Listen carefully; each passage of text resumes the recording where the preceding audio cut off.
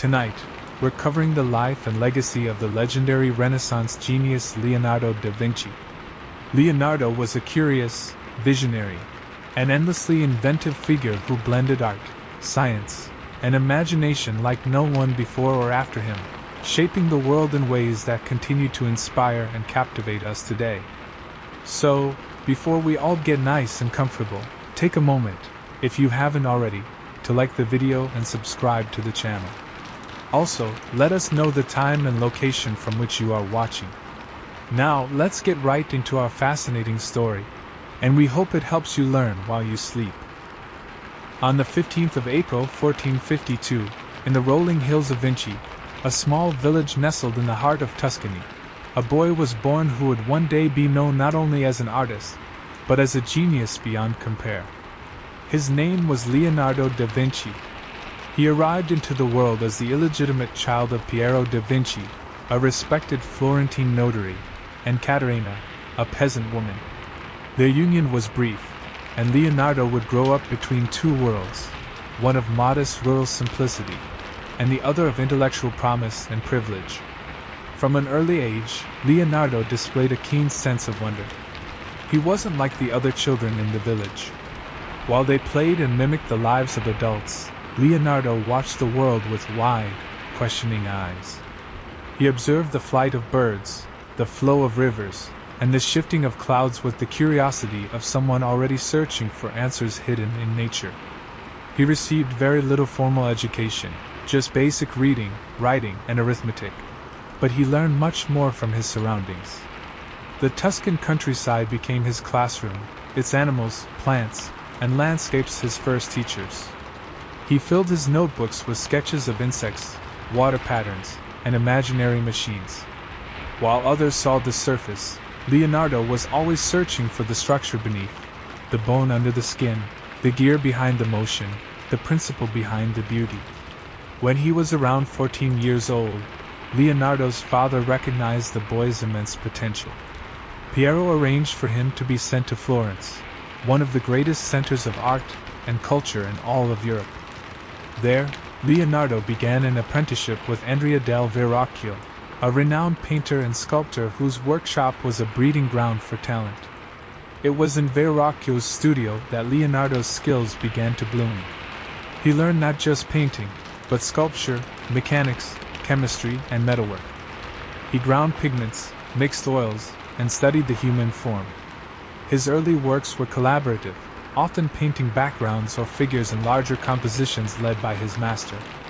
One such painting, The Baptism of Christ, included an angel painted by Leonardo that was so lifelike, so delicate, that Verrocchio reportedly never painted again. Even as a young man, Leonardo's approach to art was different. He didn't simply replicate the world, he studied it. He would dissect dead animals to understand how muscles moved. He observed people, not just for their likeness, but for their emotions, the way tension pulled across a brow, or laughter brightened the eye. He believed that art was not merely a craft, but a science of observation. But Leonardo's genius extended far beyond the canvas. In the quiet hours, he would build models of flying machines, sketch architectural marvels, and design war engines no one had ever imagined. His notebooks were filled with mirror-written notes, written backward, from right to left, filled with diagrams, questions, and theories. He was already thinking in ways the world hadn't yet learned to appreciate. By his 20s, Leonardo had become a name of promise in Florence. Patrons noticed his work. He was charming, well-mannered, and physically striking, with golden curls, a strong build, and a presence that made people listen. But even as his reputation grew, he seemed driven by something deeper than fame. He was not content to be merely a painter, nor just an inventor. Leonardo da Vinci was becoming something new, a Renaissance man, long before the world would know what that meant. In the late 15th century, Florence was a city ablaze with art, culture, and innovation. It was the heart of the Renaissance, a place where sculptors, painters, poets, and philosophers mingled with patrons, politicians, and popes. Amid the narrow streets and sunlit piazzas, a new way of thinking was emerging, one that celebrated the power of the human mind, the beauty of nature, and the rediscovery of classical wisdom. It was in this fertile ground that Leonardo da Vinci continued to grow. By the 1470s, Leonardo was no longer just a student in Verrocchio's workshop. He was making his own name. His early commissions revealed an astonishing attention to detail and a gentle touch that breathed life into every figure. One of his first independent works, The Annunciation, showcased his fascination with nature. The angel's wings looked like those of a real bird, built from feathers that seemed to flutter, and the background landscape was painted with such subtlety, it felt as if the viewer could walk into it. But Leonardo's career was not without obstacles. Though talented beyond question, he was also unconventional. He often left works unfinished, chasing new ideas before completing old ones. He struggled to fit into the patronage system that demanded predictable output and swift results. And there was always the mystery of his personal life. He was intensely private, often aloof, and surrounded by rumors. In 1476, he and several other young men were anonymously accused of sodomy, a crime punishable by death in Florence. Though the charges were dismissed for lack of evidence, the experience left a scar, and Leonardo withdrew even further into his thoughts and his work. Yet even in solitude he blossomed. He filled his notebooks with anatomical sketches, scientific observations, and inventions decades ahead of their time. He studied how light reflected off surfaces, how water flowed, how wind curved through trees. He questioned everything: why the sky is blue, how birds fly, what made the heart beat. He was not satisfied with knowing the how. He wanted to know the why. One of his most famous unfinished works from this period was Adoration of the Magi. The scene is chaotic, filled with swirling figures and raw emotion, the moment of the wise men's arrival charged with energy. Though the painting was never completed, its underdrawings reveal Leonardo's method: layers of thought, studies of movement, expressions, and architecture. It was a canvas not just for paint, but for ideas. Still, Leonardo wanted more than Florence could offer. Though the city was rich in culture, it was also crowded with competing artists. Sandro Botticelli, Domenico Ghirlandaio, and the young prodigy Michelangelo Buonarroti were rising fast. Opportunities were limited, and commissions were often influenced by politics and connections. In 1482, Leonardo saw his chance for a new chapter. He left Florence and traveled to Milan, offering his services not just as an artist, but as an engineer, military architect, and inventor. In a letter to the ruling Duke of Milan, Ludovico Sforza, Leonardo emphasized not his paintings, but his ability to build bridges, cannons, and fortresses. "I can construct," he wrote, "machines for siege and defense, both beautiful and terrible." The Duke accepted. And so, Leonardo began a new life in Milan, not as a painter seeking canvas, but as a visionary offering the future. Leonardo arrived in Milan in 1482, a city ruled by power, pageantry, and politics. Under the leadership of Ludovico Sforza, known as Il Moro, Milan was a court of contrasts: military ambition, scientific curiosity, and artistic grandeur all mingled in its halls. It was the perfect place for a man like Leonardo da Vinci, a thinker, an observer, and a dreamer, capable of impressing not only through his brush, but with his boundless imagination. Leonardo had not come to Milan just to paint. His letter to Ludovico was a declaration of versatility. He promised machines of war, bridges that could be carried by soldiers, systems to drain moats and reroute rivers. He even designed prototypes of armored vehicles and multi-barreled cannons. Though many of these designs would never be built, they revealed a mind racing ahead of its time. Still, it was painting that would first capture Milan's attention. Leonardo was commissioned to create an altarpiece known as the Virgin of the Rocks. He painted two versions over the years, both haunting and beautiful. In the first, the figures are bathed in soft, mysterious light, their expressions natural and human, their setting a rocky, almost otherworldly cave. It was a clear departure from the stiff, symbolic art of earlier decades. Leonardo was painting life, fluid, emotional, and deeply real. But it was another commission that would become his most ambitious project in Milan, a colossal equestrian statue honoring Ludovico's father, Francesco Sforza. Leonardo spent years studying horses, how they moved, how their muscles worked under the skin. He built clay models, designed casting techniques, and prepared to create the largest bronze horse the world had ever seen. It would never be completed. As political tensions rose in Italy, war broke out. The bronze reserved for the statue was instead used to make cannons. Leonardo's great horse remained only a model, eventually destroyed by invading French soldiers. Yet his drawings and studies would influence equestrian art for centuries. Despite the setback, Leonardo continued to thrive in Milan. He was given rooms at the court, where he entertained guests with music, designed theatrical sets, and organized elaborate festivals.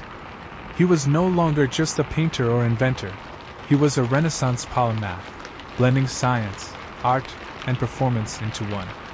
But it was within the refectory of the Dominican convent of Santa Maria del Grazie that he created one of his most enduring masterpieces, The Last Supper. This was no ordinary mural.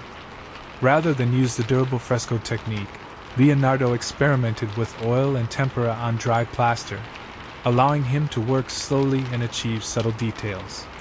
The scene he painted was electric, Jesus announcing that one of the disciples would betray him. Each apostle reacts with shock, disbelief, or guilt. Their hands, faces, and gestures tell a story that pulses with emotion. It was a moment frozen in time, but alive. Though the technique he used would cause the mural to deteriorate over centuries, its impact was immediate. Visitors were stunned. The Last Supper was unlike anything seen before, a narrative painted with the depth of a novel and the intimacy of a confession. Leonardo had reached new heights. But even as he stood in glory, the world around him began to shift. War was coming, and the artist would soon become a wanderer once more. In 1499, the peace in Milan shattered. After years of tension, French troops invaded, and Ludovico Sforza, Leonardo's powerful patron, was overthrown and imprisoned. The court that had once been a haven for Leonardo's creativity dissolved almost overnight. The grand equestrian statue, never completed, was used for target practice by occupying soldiers. The halls where Leonardo had painted, entertained, and dreamed were silenced. And so, Leonardo da Vinci, then nearly 50 years old, became a wanderer. He left Milan quietly, taking only his most trusted students and what he could carry. Among the few possessions he guarded were his notebooks, hundreds of pages filled with mirror-written thoughts, sketches of inventions, studies of anatomy, and observations of nature. These pages were more than notes. They were a portable laboratory, a diary of a restless mind. He traveled from city to city, Mantua, Venice, Florence, each stop offering temporary safety but never stability. In Venice, he offered his skills as a military engineer, designing plans for underwater defenses to protect the city from naval invasion. In Florence, he reunited briefly with familiar faces and received new commissions. But none brought the stability or support he had once enjoyed in Milan. Despite the instability, Leonardo remained productive. One of his most celebrated works emerged during this time, the Mona Lisa. Commissioned around 1503, the painting was of a Florentine woman named Lisa Gherardini, the wife of a wealthy merchant. Yet Leonardo did not treat it as a typical portrait.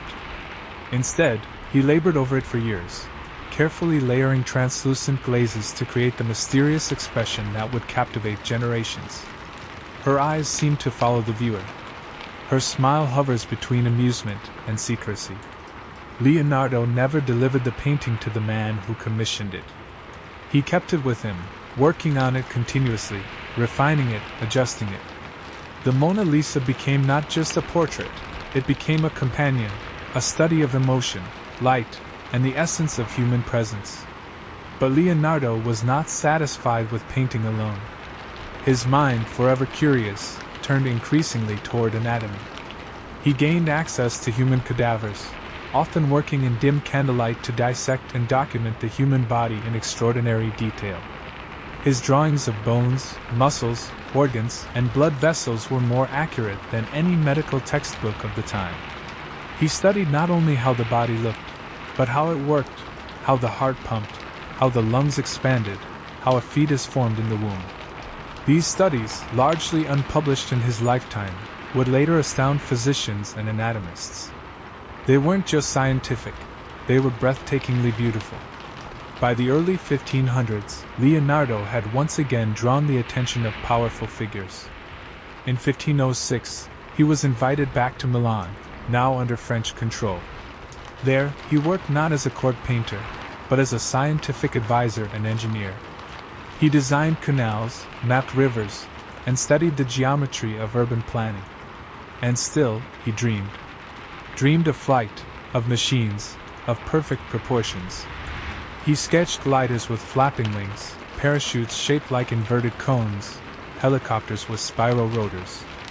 Though none of these machines would fly in his lifetime, they revealed a man reaching across centuries, daring to imagine what could be. Leonardo was aging, but his fire had not dimmed. In a world torn by war and shifting loyalties, he remained committed to one pursuit: understanding everything. By the early 1500s, Leonardo had returned to Florence, a city he hadn't called home in nearly 2 decades. But the Florence he found was different, more politically unstable, more competitive, and filled with a new generation of talent. Among them was a young sculptor and painter with fire in his eyes and chisels in his hands, Michelangelo Buonarroti. The two men couldn't have been more different. Leonardo was in his 50s, refined, elegant, well-spoken, and meticulous. He dressed well, moved in elite circles, and valued harmony in his compositions. Michelangelo, more than 20 years younger, was intense, blunt, often disheveled, and famously moody. He was devoted to sculpture and had little patience for social niceties. Their rivalry became legendary. In 1503, the Florentine Republic commissioned both men to create massive murals celebrating military victories, side by side, in the Grand Hall of the Palazzo Vecchio. Leonardo's project would depict the Battle of Anghiari, a violent clash between twisting horsemen and chaotic soldiers. Michelangelo's assignment was the Battle of Cassina, focused on the muscular bodies of Florentine soldiers caught off guard during a surprise attack. The city held its breath as two titans prepared to go brush to brush. Leonardo approached the task with his usual innovation, experimenting with a new technique to paint directly on dry plaster using oil-based pigment. But the method failed. The colors ran. The paint would not set properly. Frustrated, Leonardo abandoned the project. Michelangelo, meanwhile, never painted his fresco at all. He left for Rome soon after, drawn by the promise of greater opportunities. Yet even in failure, Leonardo's cartoon for the Battle of Anghiari, a large-scale preparatory drawing, was celebrated. Artists came from across Italy to study its composition. The dynamic movement of figures, the raw expression of faces, the energy, it all revealed Leonardo's unmatched ability to breathe life into a flat surface. Still, these years were not without turmoil. Leonardo was often restless, moving from one project to the next, rarely finishing commissions. Patrons grew impatient. Critics whispered that he was unreliable. But in truth, Leonardo was never just a painter. Each painting was merely one piece of a much larger puzzle. He saw connections everywhere. Art, science, engineering, anatomy, geometry, botany, music, they were all part of the same great system. He studied how tree branches divided, how waves rippled in water, how the eye perceived color and light. His notebooks from this period are overflowing with questions, sketches, and inventions. He worked on designs for a mechanical knight, an early concept of a robot. He envisioned rotating bridges, irrigation systems, and improved weapons of war. He explored the geometry of spirals, the function of the inner ear, and the cause of moonlight. correctly theorizing that it was reflected sunlight. To Leonardo, nothing was too small or too vast for curiosity. But even as his mind soared, he longed for stability. He was aging, and though he still held great respect, his reputation for unfinished work made some patrons hesitant. In 1513, as the political climate in Florence grew tense again, Leonardo accepted an invitation to Rome, hoping for new commissions and a final chapter of inspiration. There, he would find himself in the shadows of younger rivals, and in the presence of greatness. Rome was the new epicenter of the Renaissance, and Leonardo da Vinci had arrived at its gates. In 1513, Leonardo da Vinci arrived in Rome, a city surging with ambition and bursting with Renaissance brilliance. The Eternal City was undergoing a transformation. Under the patronage of the powerful Medici Pope, Leo X, artists, architects, and thinkers were turning Rome into a canvas of divine beauty and intellectual glory. The Vatican itself had become a magnet for talent. But for Leonardo, the move to Rome was bittersweet. He was now over 60 years old. Though his fame still echoed across Italy, he found himself surrounded by younger stars: Raphael, the charming painter adored by the papal court, and Michelangelo, now sculpting the massive tomb of Pope Julius II, carving angels and warriors from marble with thunderous energy. Leonardo, by contrast, was given a more subdued role. He was housed in the Belvedere Palace within the Vatican, with access to laboratories and gardens for experimentation.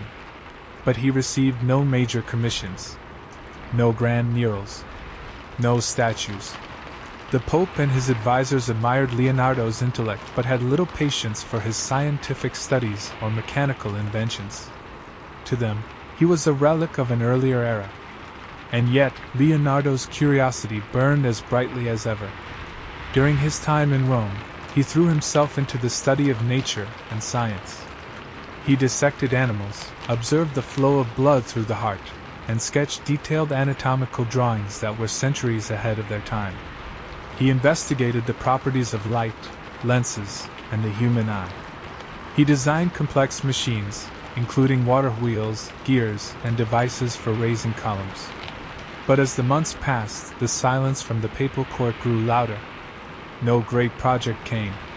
Leonardo watched from the sidelines as younger artists rose in favor, and his spirit began to wane. Even his personal life was complicated. He was accompanied in Rome by two trusted assistants, Francesco Melzi, a refined young nobleman who had become like a son to him, and Gian Giacomo Caprati, known as Salai, a mischievous figure who had been in and out of Leonardo's life for years. Their dynamic was complex, one grounded and loyal, the other charming and unpredictable. Between them, Leonardo found companionship in his final years, even as public recognition began to fade. In 1515, hope flickered once again when a new political shift occurred. King Francis I of France took control of Milan and visited Rome the following year. Francis was a passionate admirer of Leonardo's work, and their meeting sparked something new. The young French king saw in Leonardo not an aging artist, but a living treasure of Renaissance genius. Francis invited Leonardo to France, offering him honor, comfort, and freedom. Tired of Rome's neglect and excited by the prospect of new patronage, Leonardo accepted. In 1516, with Francesco Melzi at his side and a few precious belongings, including the Mona Lisa, Leonardo crossed the Alps for the last time.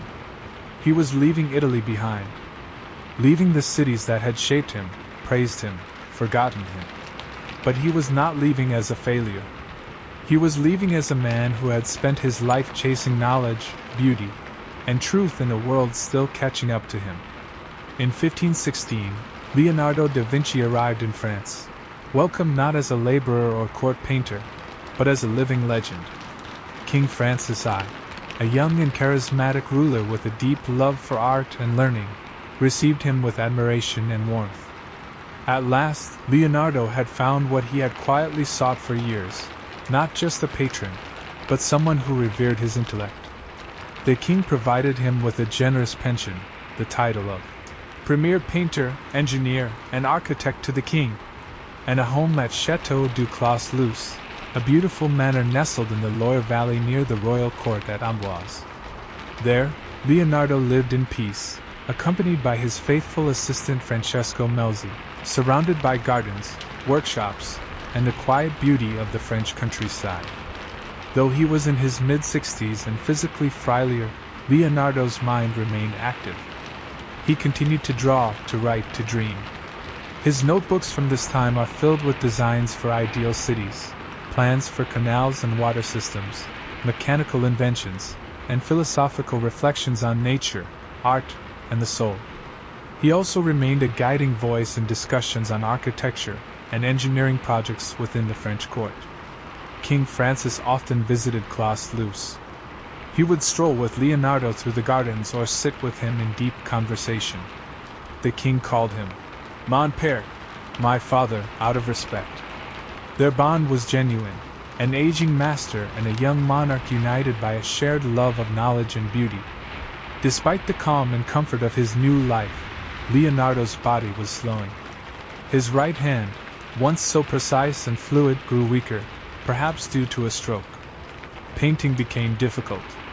It's believed that during these final years, he completed few works, instead focusing on perfecting his thoughts and organizing his life's achievements.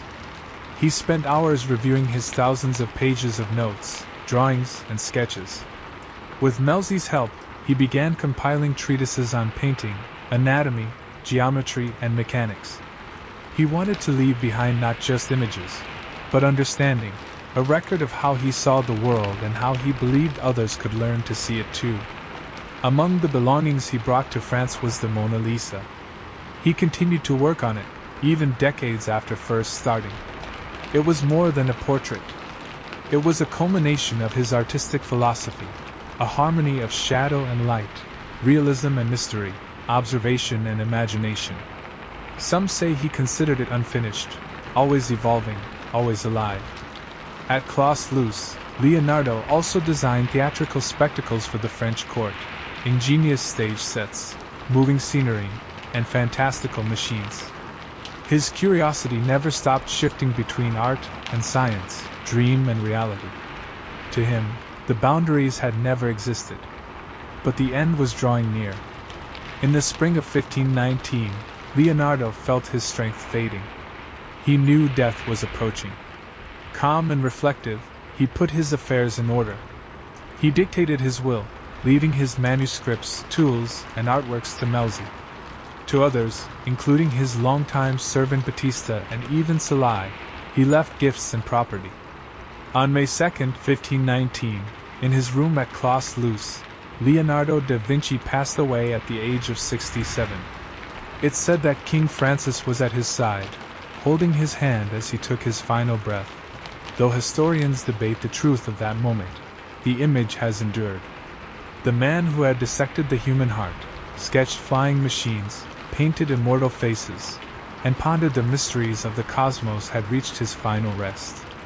But his story was far from over. Leonardo da Vinci was buried in the chapel of Saint Hubert, near the Château d'Amboise in France, a simple resting place for a man of infinite complexity. As his body was laid to rest, his possessions were carefully divided according to his wishes. Francesco Melzi, his most loyal companion, inherited the bulk of his manuscripts, sketches, and tools, thousands of pages of observations, diagrams, inventions, and philosophical musings. But for all that Leonardo left behind, the world was not yet ready to grasp the full magnitude of his genius. In the decades after his death, Leonardo's name remained known primarily as a painter. The Last Supper and the Mona Lisa were admired, and his artistic talent was undisputed. Yet much of his scientific and engineering work, those thousands of mirror-written pages, remained hidden, unpublished, and misunderstood. His notebooks were scattered across Europe over time, divided among collectors, libraries, and heirs. Some were lost. Others were bound into volumes now known as the Codex Atlanticus, Codex Leicester, and others, eventually resurfacing centuries later. And yet, even without the full record of his mind, Leonardo's influence began to grow. In art, his legacy was immediate. He had redefined portraiture, giving faces life, motion, and thought. His understanding of anatomy and light transformed how artists saw the human form. Students and contemporaries tried to imitate him, many failed. His techniques were subtle, his philosophy rooted in observation, patience, and a relentless curiosity that could not be taught. But Leonardo's true revolution went deeper than brushstrokes. He was perhaps the first great interdisciplinary thinker, a man who saw no boundary between art and science, between body and machine, between reason and imagination. Where others specialized, Leonardo synthesized. He treated the human hand and a bird's wing with equal reverence. He sketched ideal cities and water systems with the same care he gave to painting a smile. He believed that everything in the universe was connected, and that the path to understanding was through observation and experience. In the centuries that followed, as the world advanced in medicine, engineering, and astronomy, scholars began to realize just how far ahead of his time Leonardo had been. In anatomy, his drawings of muscles, organs, and the vascular system prefigured discoveries that wouldn't be confirmed until the 19th century. In engineering, his machines, helicopters, tanks, gear systems, and hydraulic devices anticipated inventions that wouldn't be built for hundreds of years. In hydrodynamics, optics, geology, and even astronomy, his observations were not only accurate but insightful, based on first-hand study and fearless experimentation. It was as if Leonardo had peered into the future and captured fragments of it in ink and charcoal. The modern world would eventually come to recognize what Renaissance Italy could not fully appreciate. Leonardo da Vinci wasn't just a painter, sculptor, or inventor. He was a visionary mind whose questions continued to echo through time. In the 19th and 20th centuries, as technology advanced and science flourished, Leonardo was rediscovered in a new light, not merely as a Renaissance master, but as the prototype for the modern genius. Scientists, engineers, and artists alike studied his notebooks for inspiration. He became a symbol, not just of brilliance, but of human potential. And his most powerful message was this: that true knowledge comes not from knowing everything, but from never ceasing to ask why. Long after Leonardo da Vinci's death, Europe moved forward, seemingly without him. The scientific revolution took hold. Newtonian physics, telescopic astronomy, and the classification of biology reshaped the way humans understood the universe. The Enlightenment championed reason over superstition, and thinkers like Descartes, Galileo, and Newton dominated the intellectual stage.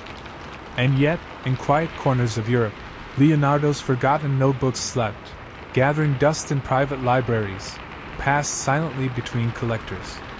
His genius had never been erased, but for centuries, it was fragmented, scattered, and misunderstood. That began to change in the 19th century. A growing fascination with the Renaissance, coupled with the rise of art history and archaeology, led scholars to re-examine Leonardo's life. His notebooks began resurfacing, and with them, a revelation. Here was a man whose mind spanned centuries. Engineers, artists, scientists, and philosophers all found in his writings reflections of their own disciplines, and the roots of modern thinking. The Codex Atlanticus, a vast compilation of his drawings and writings, offered a window into his thought processes. Readers marveled at his studies of whirlpools, his designs for flying machines, and his intricate dissections of the human body. They saw his attempts to explain fossils and geological layers, his speculation that the moon reflected sunlight, and his belief that the Earth was older than biblical chronologies suggested. Suddenly, Leonardo wasn't just a painter of the Mona Lisa. He was a universal mind, more relevant than ever. In the 20th century, his reputation soared. Museums began hosting exhibitions of his surviving notebooks. Engineers were astonished by his accurate sketches of gears and pulleys. Physicians marveled at his anatomical precision. Pilots and physicists studied his attempts to understand flight and motion. Even modern robotics found inspiration in his designs for mechanical men and self-moving carts. Art historians, too, uncovered new layers of meaning in his paintings. The mysterious landscape behind the Mona Lisa, the mathematical harmony in the Last Supper, the anatomical precision of Vitruvian Man, all revealed a mind that painted not just what he saw, but what he understood. Leonardo became a symbol of possibility. He represented a way of thinking that was both deeply human and wildly ambitious. In an era defined by specialization, Leonardo reminded the world of the power of the polymath, the person who explores all disciplines, not just for mastery, but for meaning. He also became a source of inspiration for creatives and innovators across fields. From Walt Disney to Steve Jobs, from NASA engineers to fashion designers, countless modern minds have looked to Leonardo not just as a figure of the past, but as a guide for the future. And with the rise of technology, even his lost works gain new life. Digital reconstructions of destroyed paintings, 3D models of his machines, and virtual explorations of his sketchbooks brought his vision to a global audience.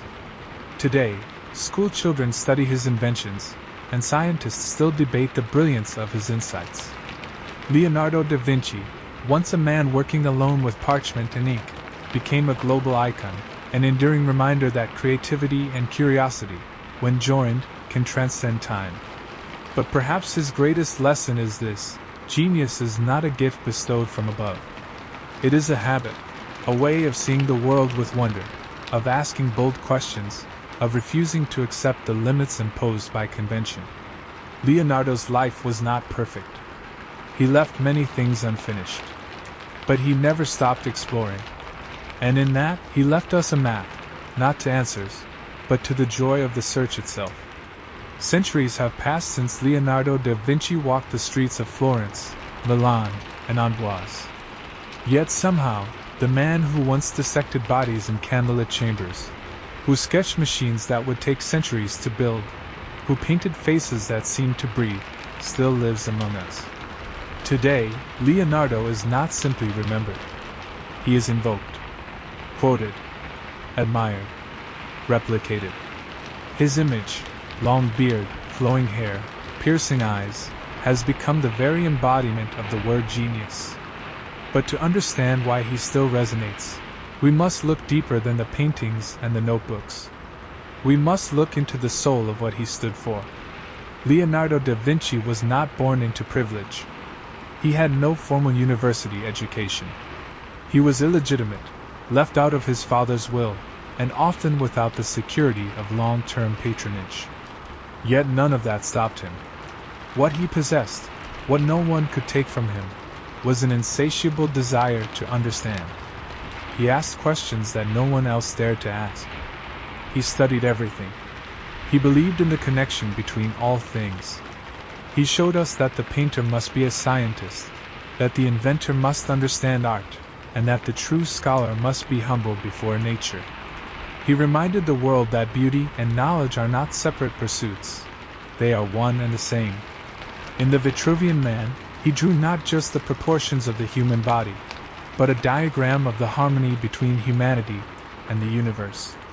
In his engineering notes, he did not just design machines, but envisioned the mechanics of nature itself.